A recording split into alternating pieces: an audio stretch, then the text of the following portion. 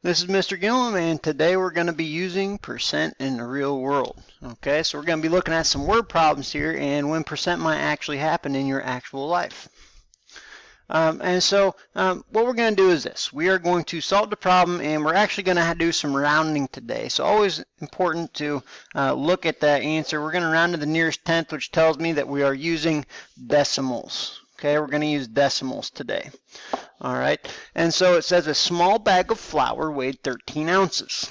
A large bag was 5% heavier. How much does the large bag weigh? And so we have a multi-step problem here that we're going to have to solve. We know that the small bag weighs 13 and the big bag is just 5% more, so just a little bit more. And so what I need to do is, first thing, I know it says a large bag was 5% heavier, so it's more. It's going to be more heavy than 13 ounces. So what I better do is I better figure out what is 5% of 13. That's what I got to figure out, because that's how much more than 13 it's going to be. And so we practice finding the percent of a whole. And so if I want to find the percent of a whole, I can say, well, percent is a decimal. If I divide that by 100, right there, that's 0.05. The word of is an indicator to multiply 13. If I can find what 0.05 times 13 is, then I think that I'll be able to find what 5% of 13 is. So 5, 1, 6, 0, 0, 0. Okay, so all those zeros. So 6, 5, and I got to remind myself that I have 1, 2 decimal spots. So it looks like 2 decimal spots there would be 0.65. Now, the large bag obviously doesn't weigh 0.65 ounces because it has to weigh more than the small bag, which was 13 ounces. What we have found here is 5% of 13. And so if the heavy bag weighs 5% more, what I'm really doing is adding 13 plus the 5% of 13. So altogether, the big bag would weigh 13.65 ounces. And there we go. So several steps today on that word problem. We got to decide whether it's going to be more or less. We're going to have to find the percent of a whole, and then we're going to have to do the appropriate operation after that. So this is really a culmination of adding decimals, percentages, all this stuff that we've been learning. Oh, and you know what? Mr. Gillum needs to follow his own directions. It does say to the nearest tenth. And so in this case, we have hundredths here, and that 5 is going to move that 6 up to a 7. So really the best answer, if I follow directions, would be 13.7 ounces if I'm rounding to the nearest tenth, like it says in the directions. Okay, so yes, please do read those directions, and if you read them, don't forget them like Mr. Gillum just did. Okay, so there we go. Let's take a look at another word problem here.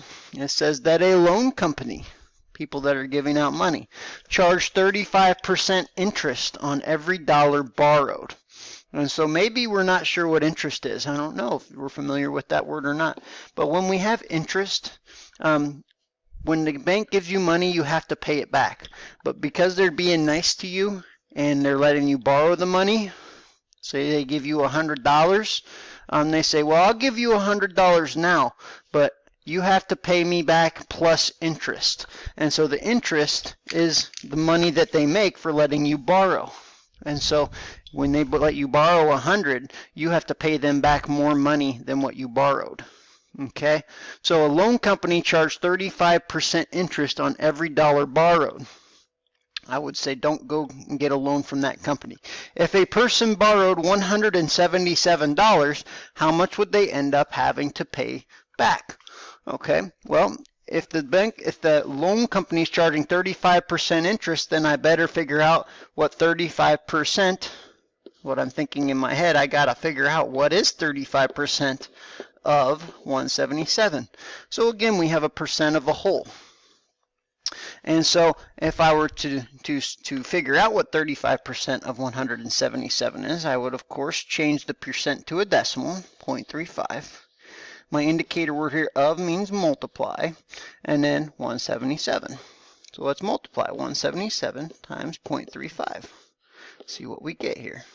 5, 3, 8, 3, 8, 0. And then 3 times 7 is 21, 23, and 5. Just like that. So it looks to me, after I add those up, I'm going to get 5, 9, 1, 6. Okay, so again, I'm multiplying. I need to move my decimal place. Looks like $61.95. And again, it does say round to the nearest tenth, but in money, that would not make sense. So I'm going to ignore those directions here. And I'm just going to go ahead and say $61.95 would be the percent, that would be the interest that I would have to pay. So now if I just gave the bank back, if they gave me $177 and I just kept giving them $62 back, the bank would go out of money real fast. So not only do I have to pay them the interest money, the $61.95, I also have to give them back how much I borrowed, $177. So altogether, I need to figure out what is $177, how much they let me borrow, plus the 35% of interest that they're going to charge me, $61.95. And again, we have another instance of adding and subtracting decimals, which we've been practicing. So 5, 9, 8, 3, 2. Okay, so it looks to me like $238.95. That's how much money I'm going to have to pay. 238.95.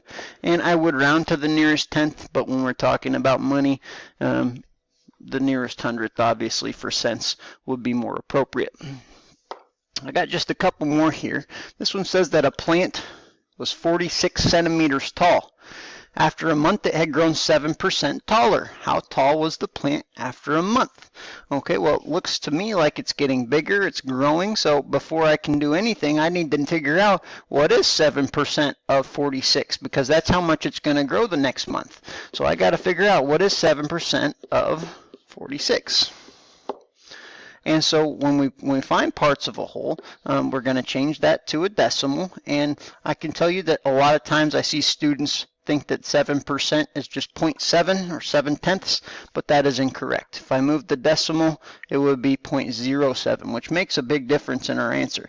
So 0.07 of, multiply, 46. We better do that calculation. 46 times 0.07. 2, 4, 28, 32, and I'm going to have zeros here to add on, so I'm going to have 2 decimal places right there. 3.22. Now that is 7% of 46. Now that's not how tall the plant's going to actually be. It didn't shrink into just 3 centimeters. It's 46 centimeters and then another 3.22 centimeters of growth on top of that. And so be careful that we answer what the question is that they're asking. It says, how tall was the plant after a month? Well, it was already 46 centimeters, and now it's another 3.22 centimeters. I didn't write that very well. I'm going to make sure I line up my decimal places there. So how big was it all together? Well, I can add those together.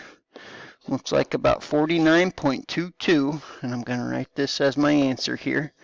22 centimeters. I'm going to abbreviate that cm. Now in this one I could see how an appropriate answer would be rounded to the nearest tenth. So I'm going to look at my hundredths spot and I see that it is a 2. So I'm going to leave this 2 as a 2. I'm going to say my final answer is 49.2 centimeters.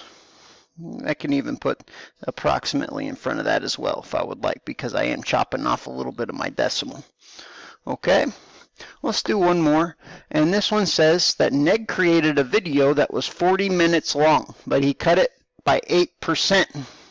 He had some extras in there. How long was his video after he cut it?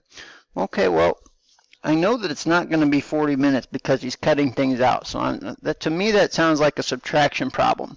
How much he cuts out is hard to figure out because it's just 8%.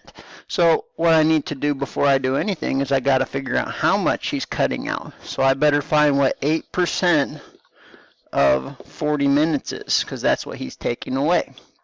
And again, be careful when you're changing your percents to a decimal. That does need to be 0.08, not just 0.8. That makes a big difference. Of multiply 40. So let's figure out what is 40 times 0.08.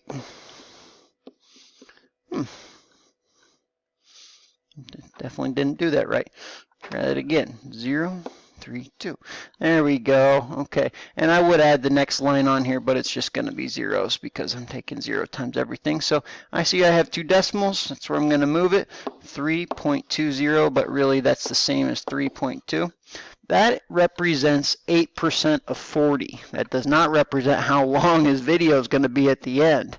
Okay, so what we're going to do actually is we're going to take away this time because he's cutting it out. So he's going to cut out this 8%, and it's going to take away from 40. And so when I'm doing this arithmetic here, we've practiced this, adding and subtracting decimals. I can't take 0 minus 2 without becoming a negative number. And I can't borrow from a 0. So I'm going to have to borrow all the way from the 4, make him a 3. That can make that guy a 10. But now I need to borrow from that 10 to make that one a 10. And so 10 minus 2 is 8. 9 minus 3 is 6. And 3 minus 0 is 3.